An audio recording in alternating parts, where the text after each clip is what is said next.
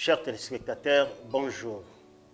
Nous sommes très contents de vous avoir nombreux devant vos petits écrans en train de suivre notre émission qui parle sur le show business et voyage. Aujourd'hui encore plus, il y a un numéro que nous avons réservé pour vous, un numéro qui va vous émerveiller. Nous allons développer des sujets qui sont importants, qui sont en train de se faire parler pour le moment. Le décision en question, nous allons parler sur l'ouverture des frontières aujourd'hui. Et nous allons parler encore plus sur le visa. Vous savez, depuis un certain temps, il y avait la maladie coronavirus, ou bien la Covid-19, qui dérangeait encore les gens. On a passé beaucoup de temps qu'on n'était pas en train de sortir du pays. On restait chez soi, chacun dans son pays. Et les autres se sont retrouvés dans des pays étrangers. Il n'y avait pas l'ouverture des frontières. Et c'est là aussi, par rapport à la République démocratique du Congo, le chef de l'État avait donné cette injonction par rapport à l'état d'urgence. Il n'y a pas très longtemps que le chef de l'État n'était pas sorti pour parler par rapport à la levée de cette mesure. Et bientôt là, vous le savez, il y aura l'ouverture des frontières à dater du 15 de ce mois d'août. Donc voilà pourquoi Toza Awa, pour par rapport à l'ouverture à la frontière et à visa. Boyebi, et ça passe mingi. Pour Makambo, depuis un certain temps, Batuming Bazoloba, Mamba frontière, Mambo fait Fongwama, Mambo fait Salaboye, Batu Bazu passe mingi. Et surtout, Bissonnet, agence de voyage Boye. On n'a pas eu le temps de bouger. Nous avons un confinement et l'équipe de Kokoma, la période Oyo, confinement l'équipe, état d'urgence et Tikali, comme la période où la frontière est au Kangama, tu as été au Sanini. Vraiment, tu as été bloqué, Batuming Baza qui bloqué, et ça, Batuming Baza s'est retrouvé par-ci, par-là.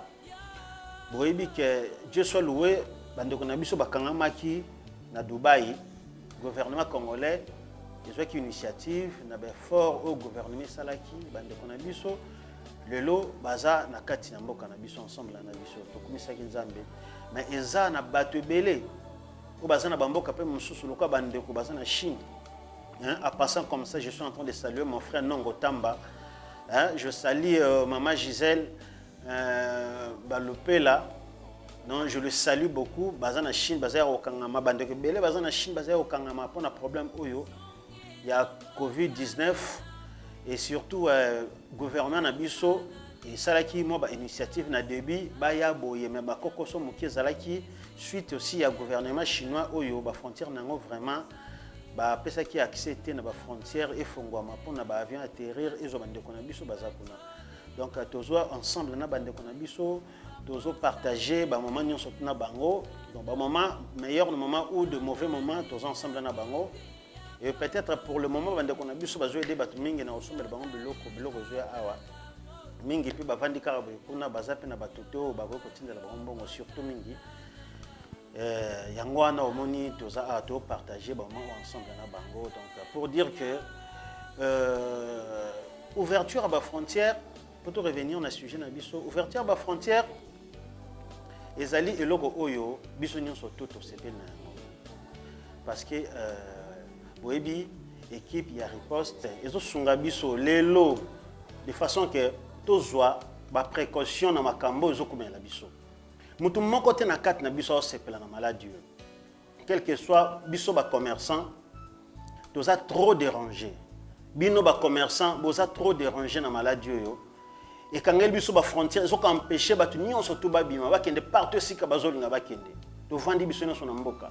Ba mame belé bazolela na minute oyo bazolela makasi par rapport ya maladie oyo ba fond ebe bato belé bazaki na ba capital na bango ba fond na maboko baza ko se retrouver le lot même réduit ba éviter ba osa ndeni ba obanda ba osuka wapi mais to komisi nzambe po lokola le 15 ba frontière nyonso tout par rapport ya mesure oyo chef de l'état lobaki état d'urgence et si là qui le 15 makamezo fongwama ba mesure nyonso tout oyo équipe ya riposte ezo sunga biso na docteur Muyembe de façon que tout soit sous souffle, il y a quoi voyager, se déplacer, il y a aucun de partout si ka tozo kende. Il y a un moment biso à Alibaba, tozu ba mesure nyon surtout. Ce qu'on y a Alibaba avant kota, orokuta basenza liboso ya Alibaba na mai, sokoli maboko na yo, ce sokoli maboko kota na kati, okokuta biso nyon surtout toza na ba kashne. Avant kota afoza na kashne et puis la distanciation, la mesure en question est vraiment respectée ici chez nous. Nous respectons la distance avant de se mettre, on te donne de la place et on regarde la distance qu'il faut que vous mettiez afin que nous puissions aussi être en ordre et dans les normes par rapport aux ordres ou au mot d'ordre du chef de l'État. De nous avoir permis maintenant tout bandako mouvoir par rapport à l'activité Nabiso. Yangwana Pomoni dernièrement hier, pas plus que hier. Les Camboya passeport et 8 mois formé. Les Camboya passeport et 8 mois formé. Hein? Donc, tout ce pélipo, désormais, passeport et bandako salama dans hôtel de monnaie. Donc, passeport et salama dans hôtel de monnaie désormais. Et Tolanda qui, comment est-ce que l'équipe où ils allaient travailler sur le problème à passeport et sur là qui est cette information. Et c'est sûr que dans mes collègues, il y a passeport et que ça a pris, il y a moins C par rapport à Ndenge Zali Sikoyo. Donc nous sommes en train de voir comment est-ce que Baninga Mingi, Bazo le passeport, Bato Belé le lot, Baza limité dans le Cambodge le passeport. Nae Koib Sabino partout si Kabozali qui est le passeport. Donc bientôt là déjà, impression à passeport et que Salama, à la République démocratique du Congo. Et puis, formulaire est disponible, Kalamingité, Nabisika, Nyon surtout, au Ezalaka. Donc, ça, on a pour ça passeport. Voilà pourquoi tu as lancé un appel, ça, on a pour ça passeport.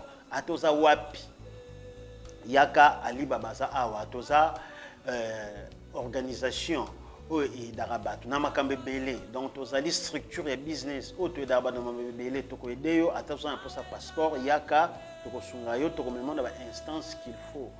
Instance où ils ont l'amabilité, wana ya kopé sa passeport, biso to sunga yo pour ozo passeport na yo na kimia. Donc kalaté déjà okoyoka information to kolekaka ah to bisabino bon, tout est déjà prêt, passeport banda ko za l'imprimer, formulaire réseauté kama. Donc il y a pas longtemps kalaté boromon nango. Donc voilà pourquoi coup de chapeau le chef de l'État vraiment le monsieur Félix Tshisekedi Tshilombo. Donc, tozo sepela vraiment musala ozo sala papa ah nzamba zana yo nzamba pesa openda ya mingi toyebi ke ozo bundela bana ya Congo bitumba makasi toza vraiment na sima na yo toza vraiment wana pona kopesa o balongoni toyebi etelikamba passeport o bana Kinshasa bana ya partout bana ya Congo central bana Équateur bana ya partout baumeli kolela na likambo oyo to leli mingi. Comment passeport le plus cher du monde? Il faut un passeport congolais. Comment le passeport oyo ezali difficile à voir? C'est seulement le passeport congolais. Hein? Partout, surtout dans le monde, bazana facilité aux passeport. On a sillonné partout. To vandi na ba Chine, to vandi na ba Turquie, to vandi na ba Thaïlande, to tamboli partout, to ba Inde, partout, ba Lagos. Mais tout le monde comment est-ce que passeport est une identité internationale ou est la plus facile. Mais pourquoi seulement ici dans notre pays pour avoir un passeport c'est toute une casse-tête. Vraiment, ces problèmes doivent prendre fin, doivent finir.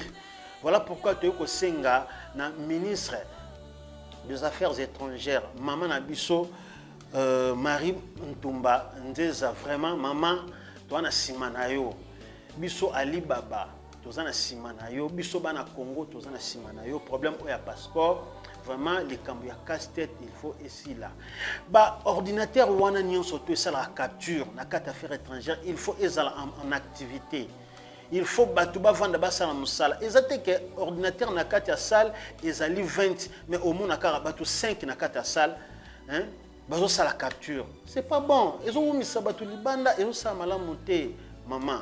Donc vraiment le chef de l'État, nous sommes là, nous sommes vraiment de cœur avec vous, vraiment le peu de temps que vous avez déjà fait, vous êtes en train de faire, Seigneur, vraiment ce qui est important oyo un responsable, un papa de la maison pour faire et pas bana. Et donc toza penana yo, on a toyebi que passeport mbalo et otosomba ngwata $50.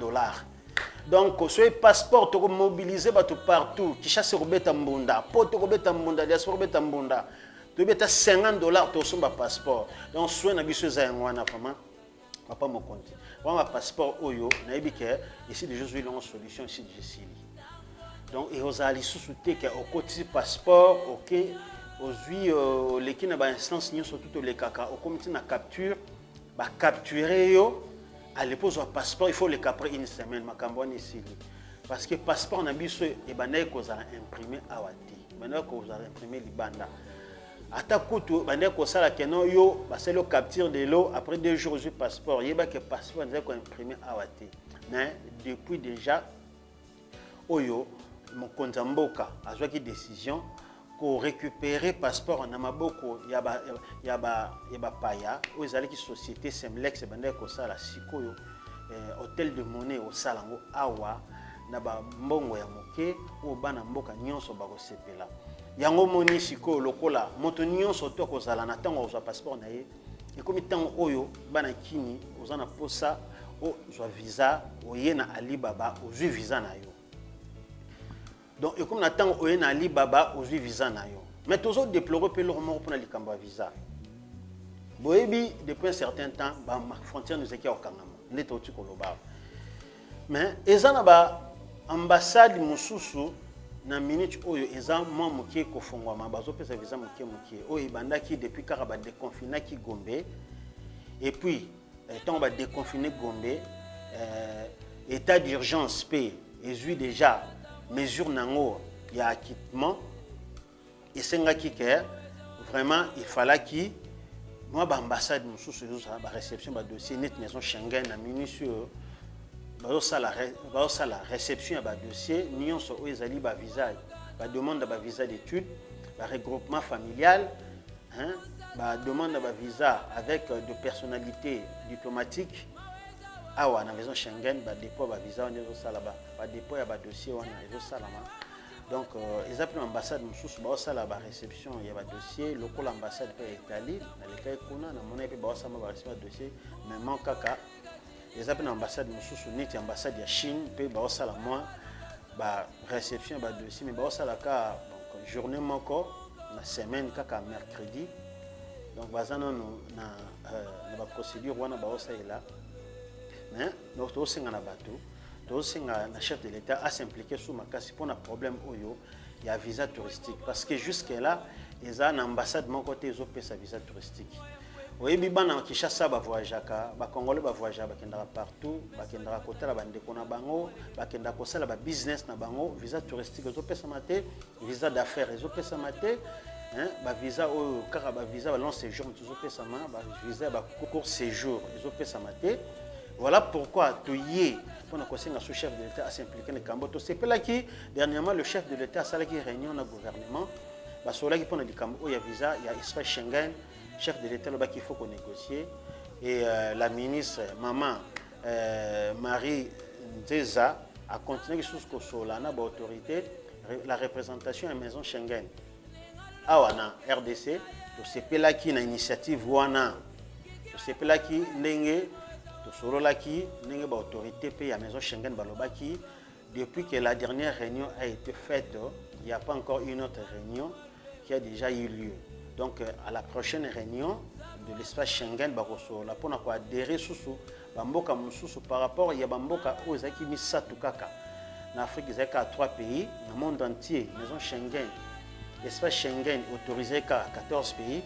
Mais toza boy na mikoleza ko ya bomona hein bomona ndenge réunion ko salama ba ko adhérer bamboka mususu par rapport il y a évolution à maladie il y a Covid-19 na RDC nous sommes dans les bons donc toza ko évoluer bien bateau il y a guérison ils sont très élevés donc ba côté contamination ils sont très bas ils sont trop faibles donc toza dans les bons toza na chance ba adhérer biso na liste il y a pays où ils ont autorisation il y a ko fouler sol il y a espace Schengen, donc c'est ça vraiment. Donc nous sommes très contents de ça. Toujours c'est vraiment diplomatie congolaise et solo là non na makambo oyo susu ya Chine bandeko bakangami na Chine il faut bazonga boy bandeko musu baza passer par là faut bazonga donc bandeko baza na Chine déjà bazo se stresser makasi osenga banda gouvernement ta likambo wana et puis eloko sutongo to betela c'était makasi eza likambo ya visa o ya Chine lelo na tongo na wuti na ambassade ya Chine boyebi ke Chine a matisi sous $55 likolo ya $210 déjà au basenga rabato papa c'est trop hein ils ont un document moko bozo circuler document les circuler lobi ke désormais au lieu de faire payer bateau $220 sikoyo ba bakisa sous $55 et comme à $275 la Chine déjà ambassade etika couper sa visa ba paie sa responsabilité à octroi visa c'est-à-dire dépôt il y a document na agence donc agence VFS et comment sous-traitance il y a ambassade ya Chine pour na octroi visa visa na ambassade déjà to bande ko visa na ambassade na $210 na $210 tant visa elongo na boko ambassade et que na agence na VFS où ils en a venu lu pour ça ba komi couper sa visa na $220 ba baxi $110 il y a frais de traitement de dossier. Et les Congolais, les pauvres femmes, les pauvres dames, les pauvres dames, les pauvres mamans, tout. $610, on a maman basili kaki. Mais bango baboy kolonga $5, on a besoin frais de traitement à le dossier. On a obligé les Congolais à foutre à $220. Donc les $110 de traitement de dossier, na $110 il y a visa.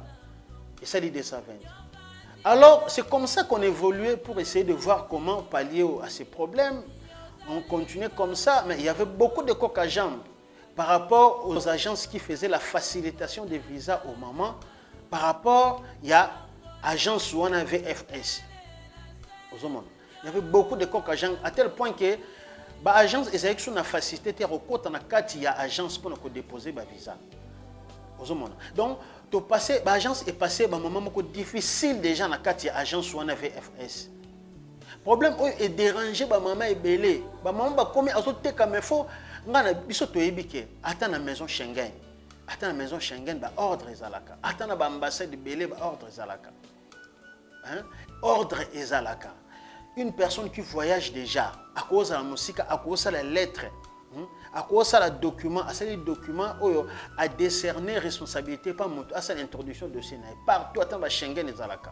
Il suffit que Moutouane a déjà Moutou Azouakanaye déjà ba visa à la maison Schengen et billet. Mais à notre grande surprise, Awa, l'ambassade de Chine, na VFS, na agence Souana, balingi même pas le Lokwana. Balingi Lokwana et puis ça posait un sérieux problème. Ça posait un sérieux problème comme ça. Un sérieux problème à tel point que il fallait Moutounion surtout. Attends, Moutazan Lubumbashi. Azana posa azwa visa Chine. Il faut monter au Lubumbashi aya awa. Beaucoup de gens souffrent. Ba Congolais ba souffrir. Ata mutaza na soki wapi. Hein?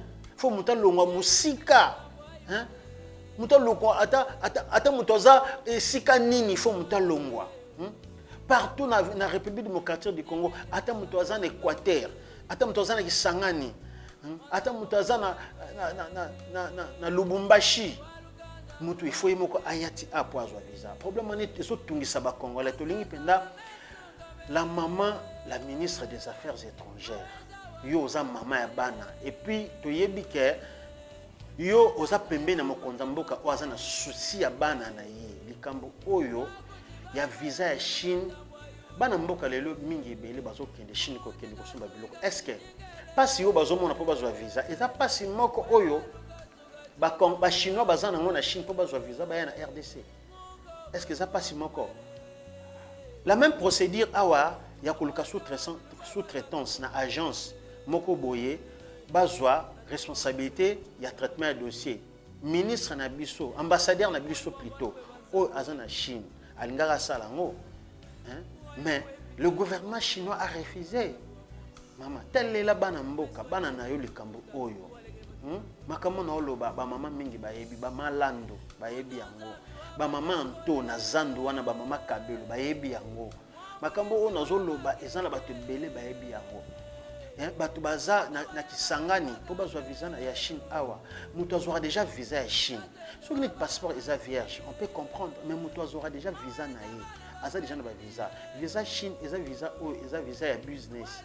Mais pourquoi pas mutu akoti na passeport na ye, akomi ana Kinshasa neti ba agence boye, bo bongo se lié makamne nyo surtout bokoti visa. Batali mutu atindi extrait bancaire na ye. Atindi ba document na ye. Botali bokoti si ho ba pesi visa. Est-ce que c'est un problème? Cela pose toujours des problèmes sérieux. Toza bana mboka.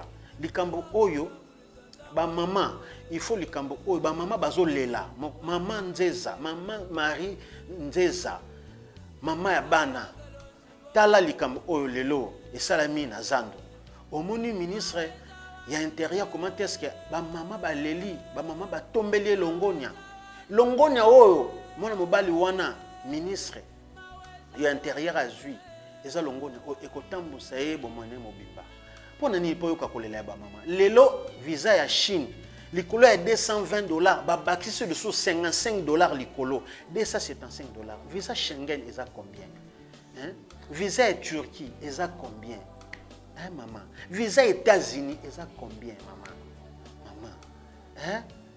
maman pona ni visa ya Chine et comme visa le plus cher ya ba visa nyonso to mokonza mboka likambo oyo toyepa na yo papa Gentini Ngobila toyebi ke yo ozali papa pe ya bana papa azaka motema monene oyo ezali ville na yo ata kutu traitement ya dossier kosalama na agence ambassade visé comme atina $275 ata $220 on eza ebele ce qui visé ezali $110 traitement ya dossier ekosalama ata $50 so osali $160 tant mieux. Comment un Malien ou un visa na Kinshasa a $160, mais un Congolais ou un visa na mboka na moko a $220? Ata yo moko. Ata yo moko vraiment bakonza mboka botala mboko ndezo kende likambo oya visa Chine botala yango nano. Botia makanisi na bino baliba bakisa susu $55 likolo ya $220 o ezalaka déjà bandaka la likolo le visa le plus cher au monde eza visa ya Chine na kata RDC donc likam o ba mama zando ba yebi donc voilà on avait des choses à vous parler qui étaient très importantes. Je crois que nous sommes ensemble avec vous, mais vous savez nous ne pouvons pas quitter cette émission sans pour autant saluer les différentes personnes qui nous aident. Vous savez, nous sommes en train de remercier maman Olive Lembe, Kabila, l'ancienne dame. Nous remercions la maman Denise Nyakero Tshisekedi, la première dame de la République démocratique du Congo. Je ne cesserai pas cette émission tout en continuant et à remercier mon frère Eric Masolo, Eric Mukweso, Yoyebi, je remercie Eric Noble. Je continue à remercier les amis qui m'aident beaucoup, qui me soutiennent beaucoup. Mon ami Fou de Jésus, Yoyebi. Nakobo Sanate, ko remercier petit frère propre, mon petit frère propre Yannick Kabango. Il aime beaucoup ses enfants, le père de Jimon, de Marcos et de Marquis, mon petit frère propre Yoyebi. Donc je remercie mon vieux, je ne cesserai de te remercier, mon vieux Ngela, mon vieux Ngela, mon vieux Vincent, Talara yo mon vieux, donc Vietnam Mobimba et au vent de Nanka Likola Ngaliema. Donc c'est que vieux Ozali. Maman donc je remercie tout le monde, je remercie tous ceux qui nous suivent de partout. Je crois que vous êtes nombreux en train de nous suivre. Vous savez, cette émission est la vôtre. Essayez de liker, essayez d'aimer, essayez de commenter, essayez de nous dire là où on n'a pas bien fait. Essayez de nous donner vos suggestions. Quelles sont les émissions, quels sont les sujets que vous voulez que nous puissions développer, qui vont vous émerveiller. Vous savez, cette émission est là pour vous. Vraiment, essayez de partager. Abonnez-vous, abonnez-vous massivement. Abonnez-vous sur cette émission. Cette émission parlera de choses qui vont vous donner vraiment de la matière. Ça va vous aider à évoluer, à comprendre qu'est-ce que le voyage, qu'est-ce que le business. Vous savez, Alibaba, que je suis aussi un consultant de business. Si vous voulez un conseil, vous voulez avancer, aller très loin dans la vie, essayez aussi de venir, que je vous conseille. Donc si vous avez des questions, essayez de nous laisser vos différentes questions. Nous allons répondre. Commentez, likez, partagez, abonnez-vous. Les questions, laissez. Vous pouvez nous contacter. Nous avons nos différents numéros qui sont là, au bas de votre petit écran. Contactez-nous à partir de ces numéros. Notre WhatsApp, ces deux numéros sont des numéros WhatsApp. Notre email est là. Écrivez-nous sur notre email.